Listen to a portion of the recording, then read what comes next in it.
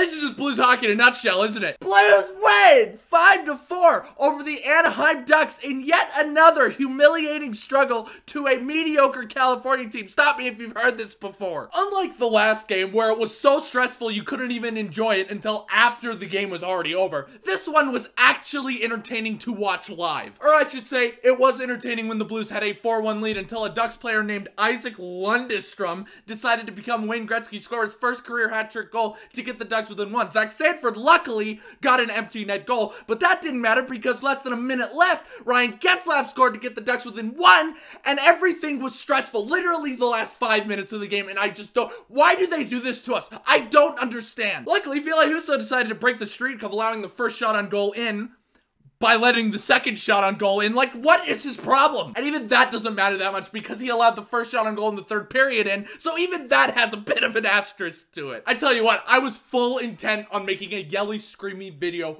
right then and there. I even tweeted out my rage. I said that Ville Husso is encroaching on Chad Johnson territory. But alas, the Blues finally tightened up on offense and defense. Scandella looked unbelievable in this game. Jordan Kyrou took a high-sticking double minor, which I'm not really gonna blame him for. He was trying to make a move. The guy got in the way of the stick, and they killed it, even better. It's funny because I knew that the Ducks had the worst power play in the entire league, and I was still nervous the entire time. What does that say about our special teams? Speed Demon scored an amazing goal off of a beautiful pass from Ryan O'Reilly, and David Perron scored a beautiful goal on a beautiful pass from Braden Shen. Even Zach Sanford got in on the action and scored a beautiful tip-in shot to make it 4-1, and even better, he got the game winner, short-handed empty netter, and then Dakota JoshWa to make it 4-1 scores his first NHL goal. You love to see that. And because Zach Sanford's empty net goal, which is by the way his third goal in the last 2 games, was technically a shorthanded goal, the Blues have scored in 2 straight games with a shorthanded goal. And I don't know about you guys, but I take that as special teams improvement, which is always a good thing, especially this late in the season. Now, unfortunately, I am running low on time tonight, so I'm just gonna mention one more thing before we go to questions.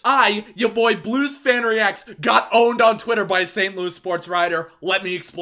Jim Thomas tweeted out today that the Blues have moved Ivan Barbashev to LTIR per cap friendly. And being the paranoid piece of shit that I am, I quote tweeted it with this: "A bunch of players going on LTIR at the same time. Is Armstrong about to make a move?" Because you know me, I overthink literally everything. Because I just can't accept the fact that Doug Armstrong is sitting back and just looking at his team as going, yeah, I'm just gonna roll with this. I automatically default to assuming that he's gonna screw this up. And he snapped me back into reality by saying, yeah, I'll move to get Tarasenko back on the roster. But what does that say about Doug Armstrong as a GM? I am so overly paranoid that he's gonna mess things up that this is what I resort to. And I guess I got my punishment there. Alright, I've been prolonging it long enough. Let's go to questions. Did Scandella losing his teeth get the Blues fired up enough to win? Was anybody else just bewildered that he had lost 2 teeth and instantly went out for the next shift and didn't show even an ounce of pain? Luckily, we found out during the intermission that those were actually fake teeth. But still, wasn't that the most hockey player thing you've ever seen in your life? But man, Scandella's been absolutely red hot the last 3 games. I wouldn't be surprised if he has another multi-goal game. Dakota JoshWa is a St. Louis Blue. Good game by him, played well and was creating chances. What do you think was the best part that came out of this game? This is kind of something that's behind the scenes, but I think the best thing to take out of this game is Ryan O'Reilly really showing up and being a leader. He was without question the MVP in the first period. I'm just so glad to see that he is stepping up as a leader on this team, and he's got quite a few goals and assists under his belt. He's really under the radar. I think he's got 7 goals. You love to see a guy like Ryan O'Reilly loving the game once again. I mean, if you guys obviously remember, in Buffalo, he had flat out said he had lost his love for the game.